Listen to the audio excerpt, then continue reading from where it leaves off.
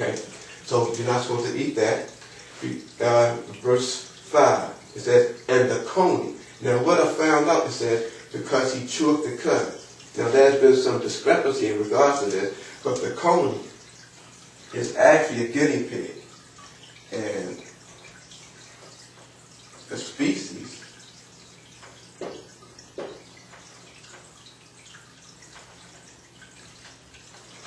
is cavidae. Okay? Now, what it is, the cavidae, or the guinea pig, is what is referred to as a pseudo ruminant. Okay? Similar to those who are chew up the cud, but the digestive system is different. There's a similarity, but it's different. That's why it says that he chewed up the cud. It says, but divide not the hood, he is unclean to you. And the hare, what this simply refers to is the rabbit. The species for the rabbit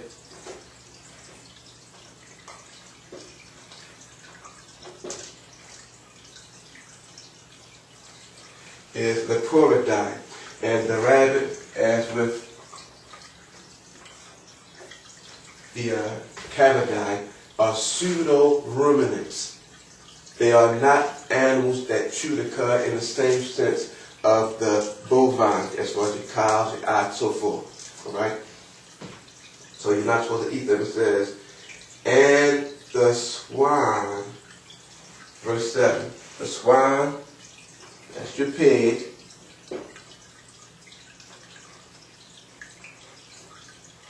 which is the species Suidae. Okay? Any animal that falls under these classifications, okay? Alright? We are not supposed to eat. Alright? It says, and the swine, though he divide the hoof and be cloven-footed, yet he cheweth not the cud. He is unclean to you. Of their flesh shall ye not eat, and their carcass shall ye not touch. They are unclean to you. Now, back to the pseudo-ruminants.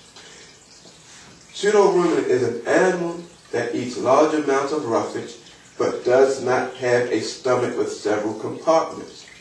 The digestive system does some of the same functions as those of ruminants. So keep that in mind. And all you have to do, for those of you who are computer literate or computer savvy, if you will, type in these terms, run references, do some research. As the scriptures teaches us, to study, to show yourselves approved unto the Most High. Okay? So, in verse 9, it states, these shall ye eat of all that are in the waters. Whatsoever has fins and scales in the waters, in the seas, and in the rivers, them shall you eat. Very clear, straight to the point. As far as anything that lives in the waters, it has to have fins and scales. Has absolutely nothing to do with refrigeration, preparation, cleaning, nothing like that. They do not have these characteristics. Shellfish, they don't have fins and scales. Cuttlefish, starfish, crayfish, jellyfish, seals, whales, amphibians, crocodiles, hippopotamuses. They do not have fins and scales. That's the classification. Catfish. They have fins, but no scales. These are foods that are prohibited because they do not have the characteristics the Most High said they are supposed to have. Now, what another problem is with people, why can't we eat this? Why can't we eat that? I don't understand what's wrong with me. Real simple. Do you know how many species of fish there are in the ocean with fins and scales? Instead of looking at the limited amount that we can't eat, start focusing on all of these other fish out there with fins and scales that we can eat. last week. Now, to those of you who are connoisseurs of the crabs or crab cakes, and I'm from Maryland, you know, that's our thing down here, you know, the crab cakes. Don't you know, you hook it up right, you can take some steak fish, season it just like you would a crab cake, and that bad boy will taste similar to, if not just like, a crab cake. Now, to me, I would tell you it tastes just like a crab cake, but I haven't eaten crabs in years. So I, you know, far gone from really knowing how that tastes. Those of you who are familiar with the crab cakes may have some discrepancy there. But if you're trying to live right, eating according to the way that the Most High laid down, try it. You know, you might like it. Okay?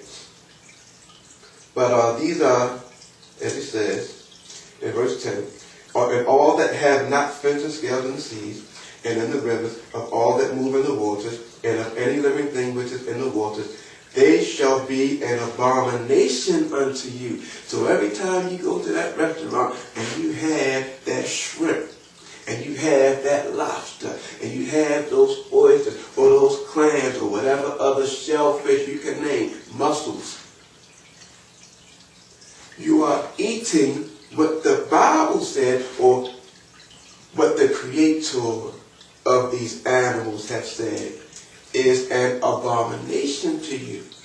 Now think about this, another perspective.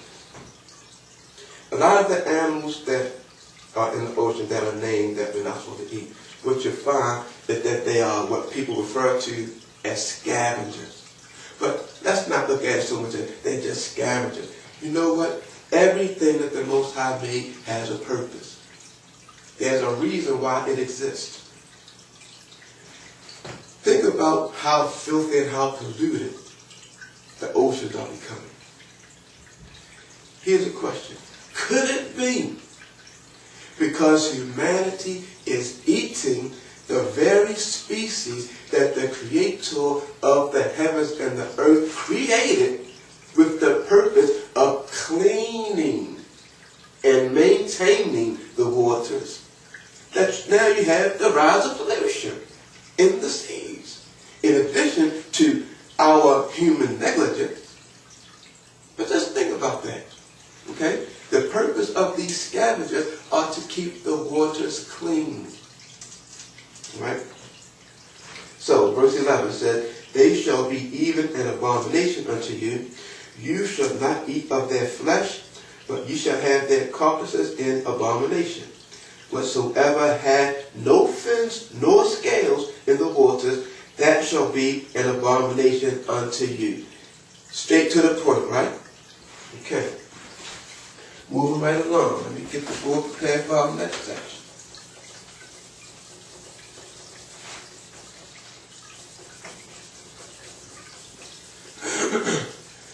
Now we're going to deal with the birds. Now, I'm going to interject in Deuteronomy chapter 14 and verse 11, which states, of all clean birds ye shall eat. Okay? Now, in Deuteronomy, of course, he gets into the specifics, but we're going to go back to Leviticus chapter 11 at verse 13 so that we get into the specifics, because in this particular passage, now he names or gives us a list of every bird we are not supposed to eat. Now, what that simply means, if there be any bird that does not fall in this list, that means it's okay to be eaten. Very simple. Okay? So, it says, and these are they which ye shall have in abomination among the fowls. They shall not be eaten. They are an abomination. The eagle. Now, the eagle falls in this family.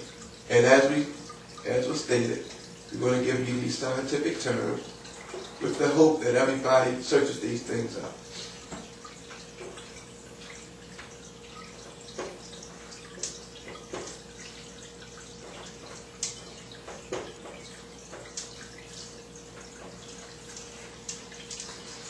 Okay, Ascipitridie.